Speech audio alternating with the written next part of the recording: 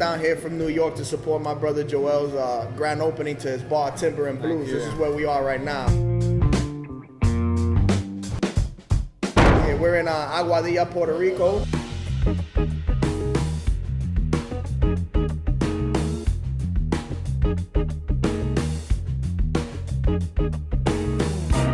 And it's crazy, just a little backstory of how we got here. I guess we could start with how each of us kind of got into becoming Scout Snipers.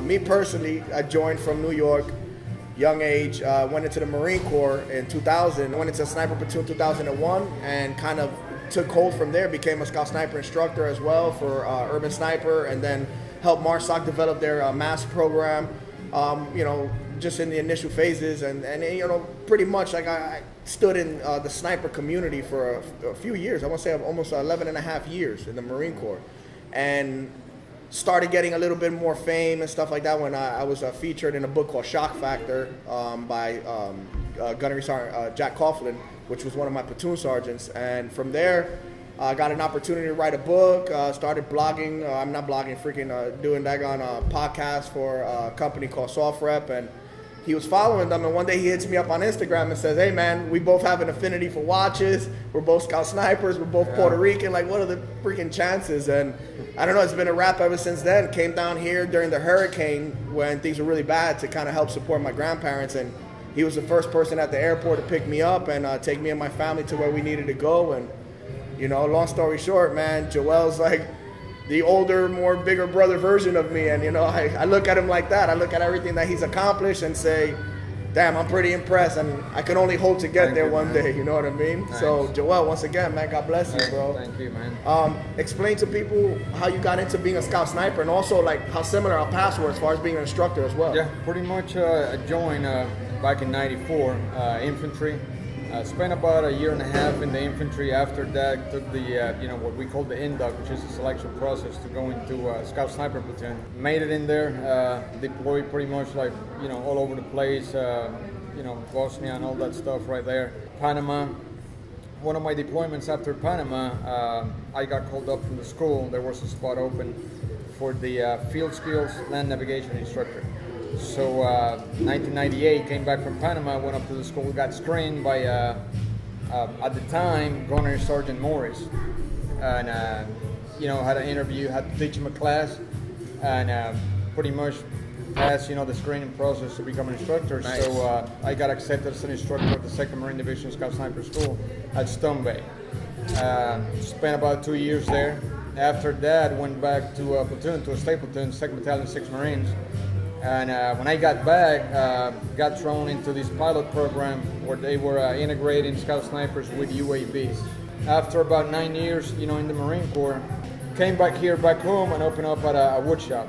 Yeah, and you're actually a carpenter. Yeah. Yeah, a very successful carpenter. If you can't tell, look around you. He literally did everything in this place. Listen, the bar, the chairs, everything. And this is such a beautiful place.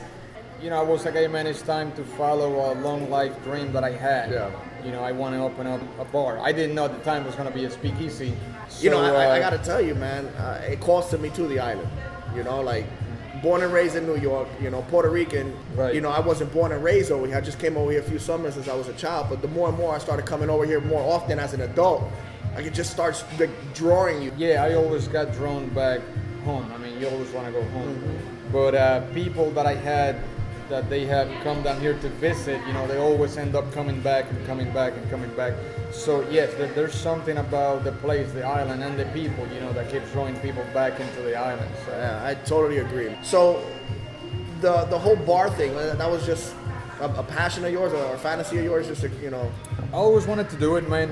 Like I said, when I got back, I set up a shop. But before I set up the shop, I did my research in San Juan of how to do the bar over there. When at the time it was kind of difficult. The law was kind of different with the schools and the churches. Meaning the proximity of schools and churches to bars. And San Juan, you've been there, it's already full of bars and stuff like that. Yeah. So except the areas close to churches and schools. So I kind of. The idea of the bar kind of faded away and transitioned into just keep going with the shop, But back in 2009, they changed the law. And we're like, hey, if you're inside or within the city limits, it doesn't matter how close you are to a school or a church. As long as you don't sell alcohol to kids and stuff like that, obviously you can do your thing. That's awesome. But because of that law Yeah. from 2009, we can. It's pretty common sense laws, You would hope all laws are like that. Yeah, I mean, like even if there was no law, you're not. There's already another law where you're not supposed to sell alcohol to kids. minors, exactly. Yeah. So the west side of the island is where we're actually on right now. The west coast of the island, the Aguadilla. It's actually up and coming. I mean, you got big towns like Mayagüez with huge franchises there. You got the Home Depots, you got the McDonald's, the Burger Kings, you got. And then now, as we're starting to get to this coastline, where this is a beach community, Aguadilla, like I see the potential in it. It's beautiful. Well, not only those companies right there, big companies, set up flag here in Aguadilla, like Hewlett Packard. Yes. They have a big space up here. We have also Lufthansa. They have an assembly line here in Aguadilla at the airport now where you landed. Yeah. Like the biggest building they have there is a Lufthansa assembly line. Like, really. And there's a bunch of stuff, man. You have a bunch of local, businesses moving into the west also. Because, you have San Juan, that's obviously the capital's going to draw a lot of people. But, people, when they come over from, the States, Europe, we have a bunch of Europeans, they come down here, especially Germans and stuff like that. They're not looking for the city. Exactly. They're looking more for, the spots that are like kind of, virgin, if you wanted to call it like that, virgin from tourism. So even though, nowadays, within the past 2 years, like I said, you see them more often, more and more and more. Good thing or bad thing? It's a good thing. Great thing, right? Yeah.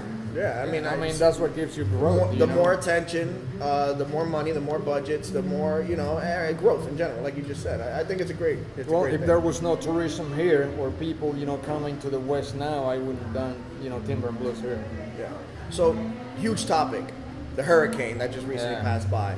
How did that affect you as far as trying to establish this bar, and more so, what do you see as far as international or national help, say from the States to Puerto Rico? Do you see more attention coming this way, and more or less how did it affect you? Yeah, well, to answer the first part of the question, we were supposed to open in December. Obviously, it's May. It didn't happen. Yeah. Why? The power, the water, and tourism. It pretty much stopped for a few months. It's been now 7-8 months. Obviously it's getting better. The airport now with the not only open up but also expanded. They have new lines coming in there. So that's how it affected us directly. What the hurricane did to Puerto Rico internationally, I think it put Puerto Rico in the spotlight. Yeah, a lot of definitely. people that didn't know about Puerto Rico before, now they do. And it was the result of pretty much the whole world watching in horror, Puerto Rico being blanketed by a hurricane. So everybody was like, holy crap. Back-to-back hurricanes, a category 4. Yeah, well, Irma kind of skirmed Puerto Rico, but as you know, Maria, no, it was straight to the middle, So to date is the worst natural disaster in Puerto Rican history. Yeah, I would say so. I would say so. So it, out of the bad, that's the good thing right there. It put us out there, tourism-wise, if you want to see it like that. So and you do see it. Yes. You see a bunch of tourism picking up fast and more than before. And a bunch of commerces opening up, on a monthly basis. Some bars that used to open up before, like at 5 o'clock in the afternoon, now they're opening up at noon and selling lunch. So. And that is because obviously more people come into the area, higher traffic or tourism, and not only international tourism but local also. As far as Puerto Rico is concerned, do you have any projections? You think within the next 4 or 5 years you're going to see maybe some more support from the U.S. and maybe more people coming and actually moving over here, expats? Yeah, I don't know about support, like directly from the U.S. I mean, if you're talking about government and stuff like that, I don't see that. Still a lot of political red tape to cut through. Exactly, but you never know. But tourism, yes. Like I said, you're seeing that, and where I see Puerto Rico in terms of tourism within the next 2-3 years, probably better than ever. Yeah. San Juan's already seeing that. They were getting before 3, 4, maybe 5 cruise liners in a week. Now they're getting 6 and 7. Wow. And the big guys, Royal Caribbean, Carnival, so big franchise. And you see that here too. You see, they bring them over, even if it's for a day or whatever, because that's all they have. But you see them come. Puerto Rico, a lot of people don't know, like we're exports to a lot of major products. However, there's some that are up and coming, and hence why we have some of this liquor up here. Right. What are some of the big names that people should be on the lookout for when it comes to Puerto Rican brands? Well, stuff that the locals, enjoy, the things that they buy. One thing I tell my friends when they come over from the States and they're not with me, they want to go to San Juan, some other place. I'm like, hey man, always go to the places that you see the locals going. Always buy the products that you see the locals buying. One example is this one right here, Ron del Barrilito. A lot of people, when you mention Puerto Rico, they find out you're from Puerto Rico, automatically they mention, Bacardi rum. And yeah, Bacardi's good, it's a traditional rum, from Puerto Rico, originally from Cuba. A lot of people think it's from Puerto Rico, but it's actually from Cuba. After the revolution, they moved all the operation to Puerto Rico.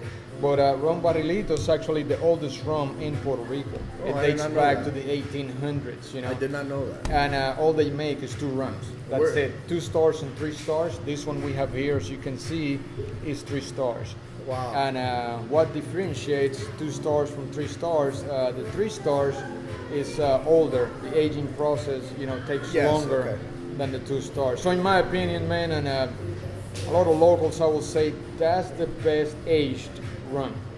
And what else I noticed too, the cigar culture is pretty huge out here. Puerto Rico was one of the biggest ones, back in 1800s, early 1900s in the tobacco industry, meaning cigars. Mm-hmm. All that obviously died out with the industrialization. All the big, like you mentioned, all the big things came over, all the cane fields, tobacco fields, all that got leveled for, projects, communities, and a bigger establishment. So, but we're still big in that. There's still some people out there that harvesting, tobacco so they can make cigars. Awesome. So, and I'm not saying it's growing, but you still have like artisans out there that they do it. That still actually take pride in what they're doing. Yeah, like the ones we sell here at Timber and Blues. They're from Cedar. So, what kind of experience can people expect when they come to Timber and Blues?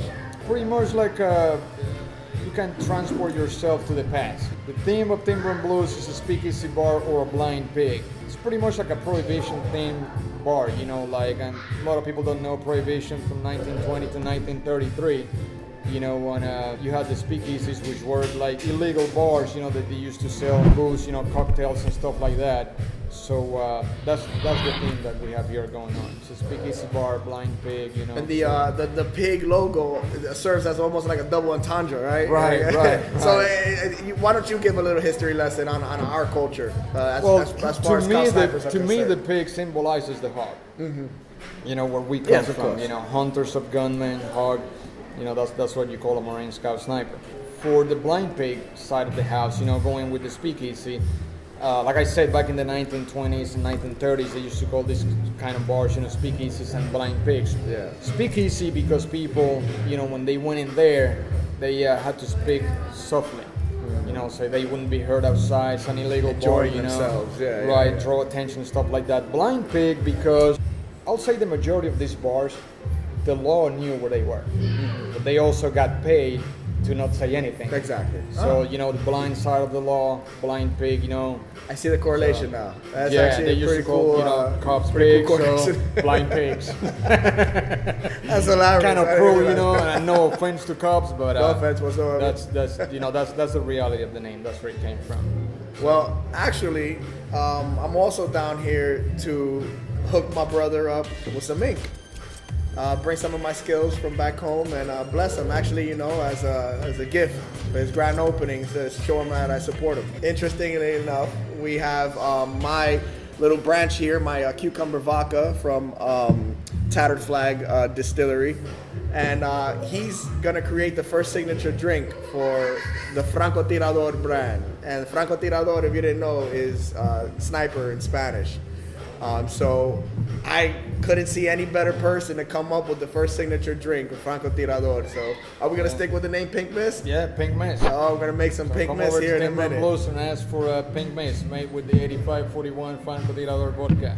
Yeah, showing love. Brothers loving each other. That's all it is, man. Semper Fidelis, and thanks for having me, my brother. Thank you for Appreciate coming, dude.